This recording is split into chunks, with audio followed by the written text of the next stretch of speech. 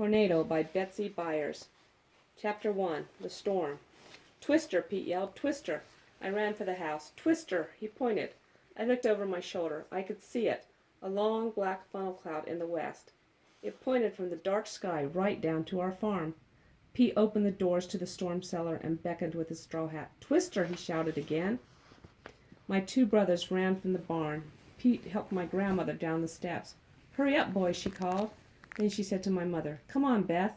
My mother was standing outside the door. She was worried about my daddy. Link, Link, she called. My daddy had been named for a president, Lincoln. He's in the cornfield, Pete said. He can't hear you, ma'am. Still, my mother hesitated. The cornfield seemed to be directly under the funnel. He'll be all right. He can get in the ditch. You come on now. She ducked into the cellar, and Pete pulled the door shut behind her. The storm cellar was dim and cool. It smelled of potatoes and pickles. My mother kept sacks of root vegetables here along with boxes of eggs and jars of tomatoes. My brother and I sat on the dirt floor. My grandmother sat on a pickle barrel, and my mother sat on an orange crate. We sat for a moment silent. We listened to the storm and worried about my father in the cornfield. Something that sounded like gravel was thrown against the cellar door. Hell, my mother said, and bowed her head. Pete cleared his throat. You know what that brings to my mind, he said. We knew, and my brother and I turned to him gratefully. We saw a flash of teeth as he smiled at us. It brings to my mind a dog I had one time.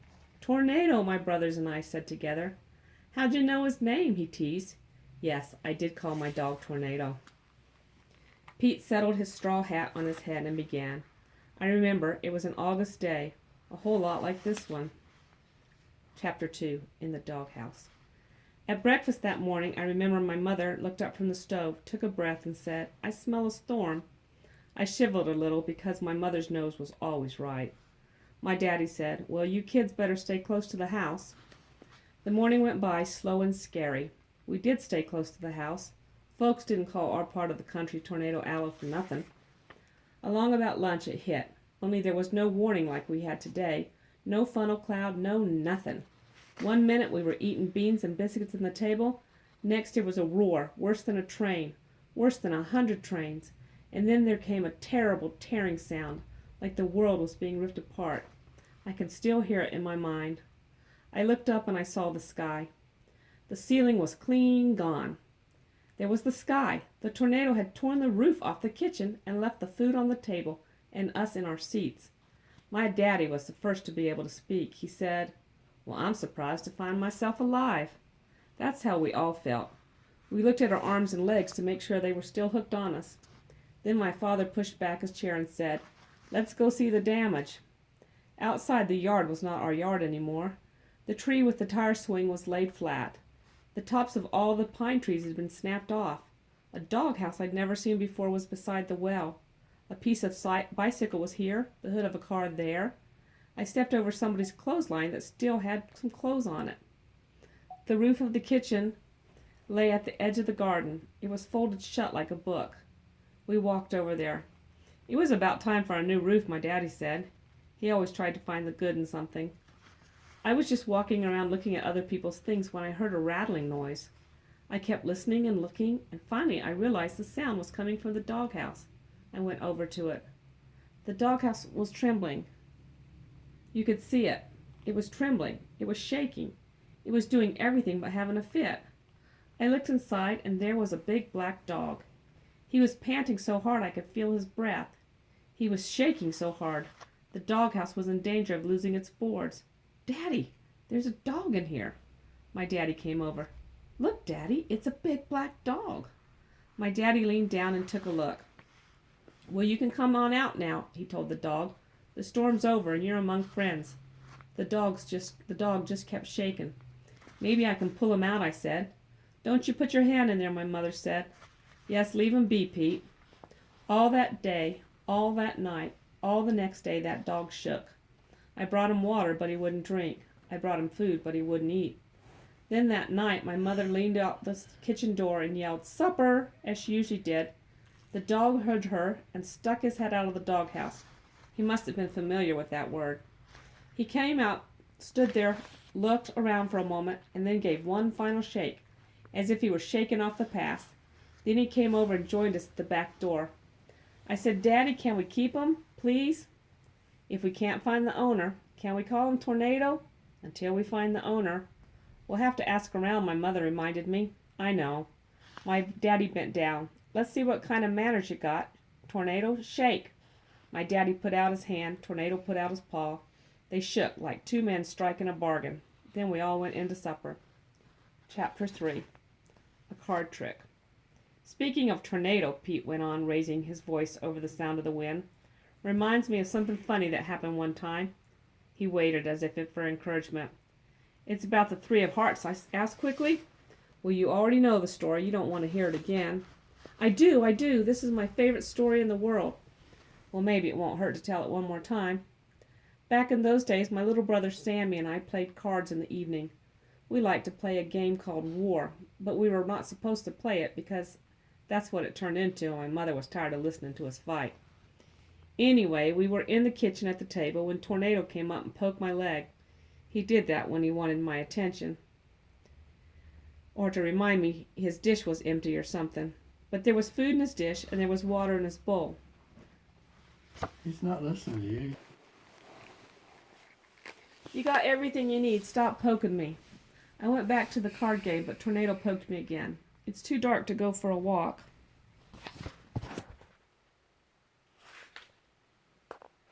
I said.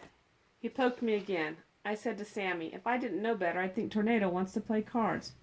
Sammy said, "Then play cards with him. I'm tired of this stupid game," because he was losing. Sammy threw down his cards and left the room. I looked down at Tornado. "You want to play cards?" I asked. Tornado looked back at me. His ears came forward as if he were interested. I held the cards so he could see them.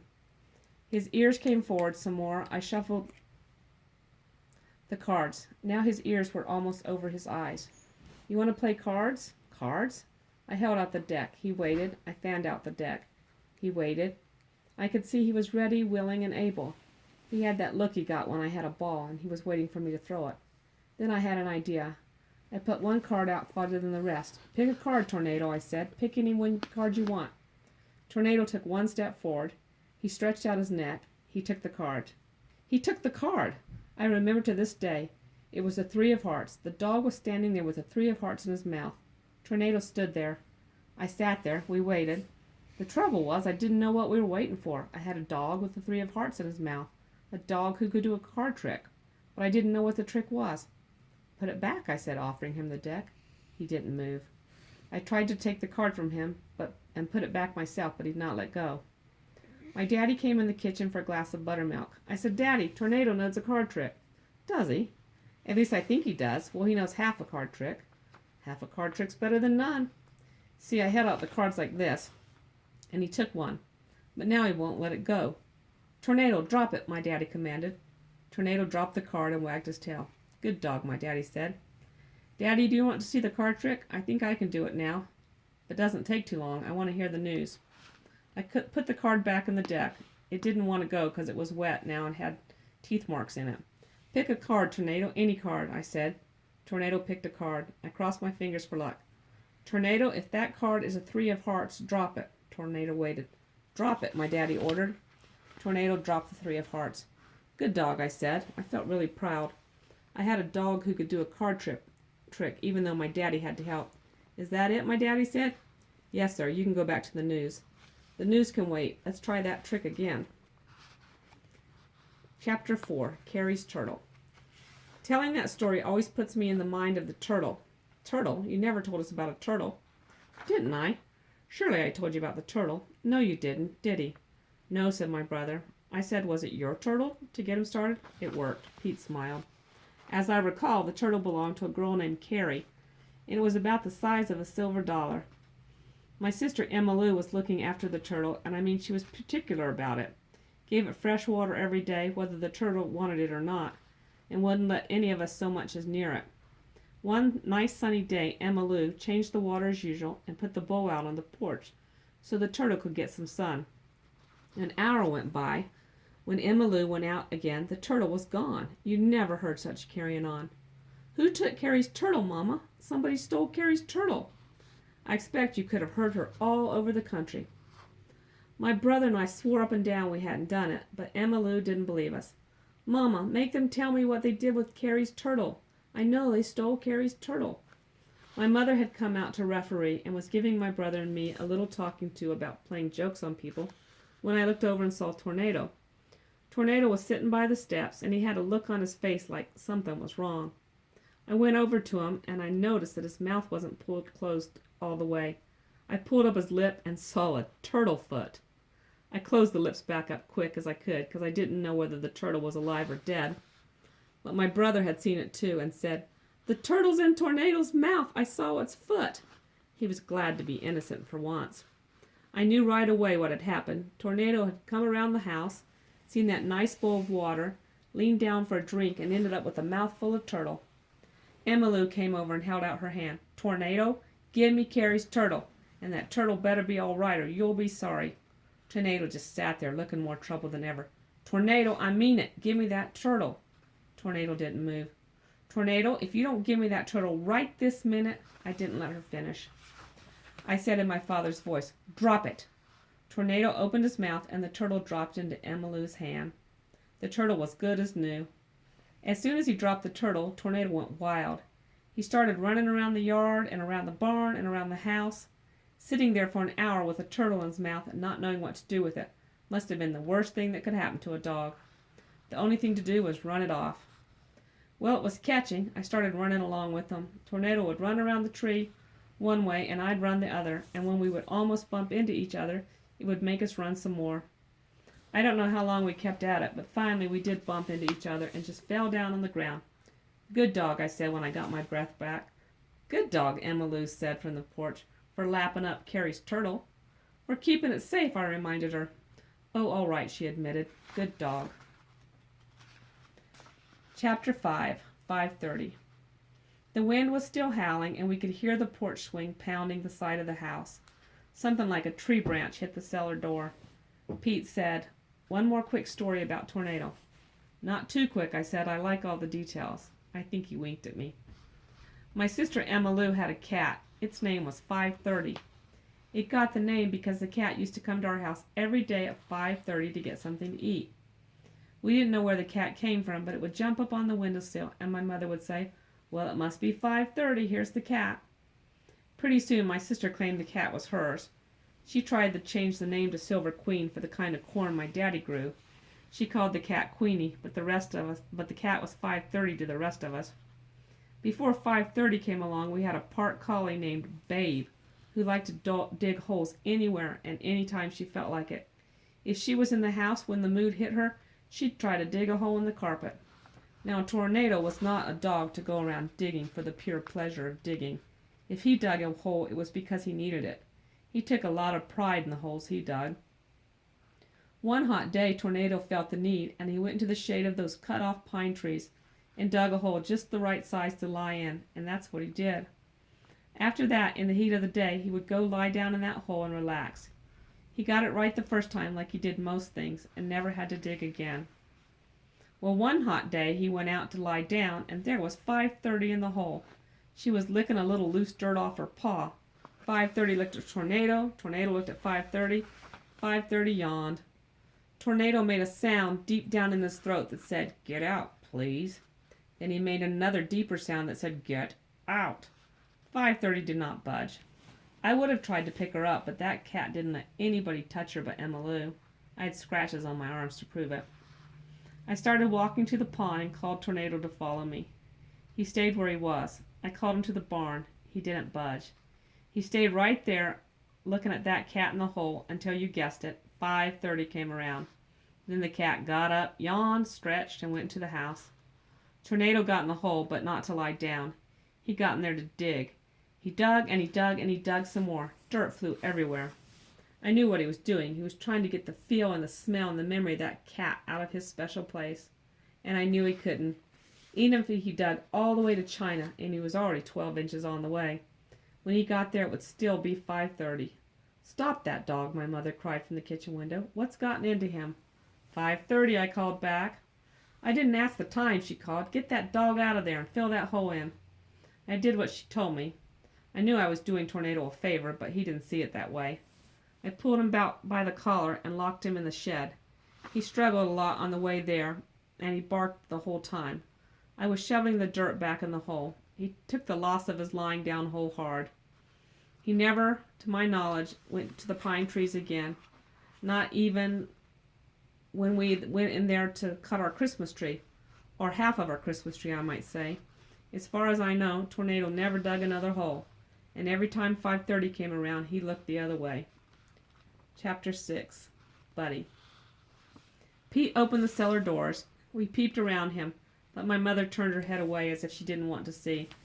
There was hail lying on the ground and broken limbs and leaves everywhere. No real damage, Pete called to my mother in a cheerful voice. My mother folded her hands over her heart. But I still don't like the look of that sky, Pete said. We better sit tight. He closed the door and sat down. Do you remember anything else about Tornado? I prompted. I remember one time. This was the saddest day of my life. I hate to tell it. Please, I said. Well, my daddy and I went to town in the truck. Tornado was in the back. We hadn't planned on taking him, but as soon as my daddy lowered the tailgate, he jumped in like he knew what he was doing, so he got to go. My daddy and I parked the truck on the other side of the street and went to the hardware store. Tornado stayed back in the truck. We were gone about an hour. When we came back, my dad was loaded down with things, and I was carrying some paper bags filled with different sizes of nails. As we got closer to the truck, I heard a voice saying, "It's Buddy, it's Buddy," in an excited way. "Mama, Papa, it's Buddy. Oh, Buddy, Buddy. I never thought I'd see you again." There was a family standing around the back of our truck, and one of the girls had climbed in. She'd thrown her arms around Tornado's neck. She was the one saying all the buddies. I stopped where I was. To save my life, I shouldn't have taken another step. The bag of nails fell from my hands onto the sidewalk. It was as if they'd nailed me down. My daddy shifted his packages to rest a hand on my shoulder. He warned me not to get too fond of the dog. "He's not yours yet," he had said over and over. But both my parents had asked around and nobody knew who he belonged to. Well, I had got fond of him, more than fond. I loved the dog. He was mine, and now some girl was calling him Buddy. My daddy held my shoulder tighter and said, "What's going on?" to a short man in suspenders. "Is this your truck?" the man asked. "It is." "This dog," the man said, "looks exactly like our dog Buddy that got blown away in the August tornado." "That's about when we found him," my daddy admitted. "He came to us. He was in our yard." I had stopped breathing. Everybody had except the short man in the suspenders. My girl carried on something awful when she found that dog was gone. She'd always been real fond of him. Her grandfather gave him to her. "My boy's gotten fond of the dog too," my daddy said. There was a long and terrible silence. Then the man in the suspenders said, "Well, maybe I better go get the police or something to settle this." "That won't be necessary," my daddy said. "You take the dog. He's rightfully yours." They let down the tailgate and took Tornado out of the back of our truck. They loaded him into ours. Tornado didn't look real happy, but I couldn't do a thing about it to stop what was happening. I was still nailed to the concrete. My daddy put his packages in the truck and came back and picked up the nails for me. "Let's go home, Petey," he said, using the name he called me when I was little. Then he fell silent. Even my daddy couldn't find the good in this. The truck was pulling away from the curb. Tornado was in the back. I tried to get one last look at my dog, but my eyes were too full of tears. If my daddy had not helped me into the truck, I'd be standing there to this day. Chapter 7. The End of the Storm. Pete paused to wipe his eyes. That story always made him cry. Made me cry, too. I wiped my eyes on my arm and then wiped my arm on my shirt. "Go on," I urged. He took a deep breath to help him continue. That day, that miserable Saturday, was the saddest, longest day of my life. I couldn't eat. I did my chores without knowing I was doing them. I couldn't play cards after supper. I couldn't sleep. There was an emptiness about my room that matched the one inside me. The whole house seemed empty, the whole outdoors, the whole world. I didn't go around exactly boo-hooing, but my eyes kept filling up with tears. As soon as I'd wipe one flood away, another would come. I felt like it would be that way for the rest of my life. Sunday passed the same lonely way, then Monday and Tuesday. On Wednesday, my mother got tired of what she called my moping, and she took me aside to talk some sense into me. "You knew you might lose the dog," she said. I nodded. "You knew he wasn't yours." I nodded. You've got to stop moping around. You're going to make yourself sick. I nodded. I felt like I already was. Listen, we can go get another dog. There are other dogs in the county. I shook my head back and forth. Not for me. On Friday I was in the barn and I heard a thumping sound. It was the sound that Tornado's tail used to make inside the barn door when he wanted to come inside. My eyes flooded. I couldn't help it. I knew there was no thumping. It was a sound I wanted to hear so bad. My ears just heard it. There wasn't any thumping. There couldn't be. But the thumping went on and on. It really was thumping. It got faster. I wiped my eyes and looked, and Tornado was standing in the doorway. My Tornado was standing in the doorway. Tornado's back, I yelled. Tornado! Good boy, good boy. I threw my arms around him. He curved his body the way he did when he was pleased about something, and his tail wagged in my face. My daddy came to the door. Tornado's back, I told him. So I see. We don't have to take him back to those people, do we? I tightened my hold on Tornado's neck. Well, I don't rightly know how we could, my daddy said. The man wasn't polite enough to give us his name. That's true. And if they find us, well, the dog knows where we are. He can come over for a visit any time he takes a mind to. Yes, but I want him to stay. I do too, my daddy said, but if we have to share him with the other folks, we'll do it. Half a Tornado's better than none. And my father and I laughed. There was a long pause in the cellar. I asked, did he stay? I liked a good ending. For 7 happy years, Pete said. And the people never came back and got him? No. Of course, we didn't make the mistake of taking him to town again. Pete stood up, took off his hat, and put it back on his head. He stretched. I'm going to go take another look outside. But before he could open the doors, there was a loud knock. Hello in there. Anybody home? It was my father's voice. Storm's over, he cried. We rushed out through the cellar door and into the fresh air. My mother hugged my daddy. Oh, Link, I was worried. As soon as my grandmother got up the steps, she hugged him too. Then she gave him a stern look and said, Lincoln, I hope you had the good sense to get in a ditch. Look at me, Mama, can't you tell? Don't anybody else hug me. I'm too muddy to hug. My little brother hung back to speak to Pete. Could Tornado really truly do a card trick? He could. And did you really and truly have a cat named 530? We did. My older brother said, I wish you had told the story about Tornado and the rooster. That's my favorite. Next time, Pete promised. Then he winked at me. If there is one. The end.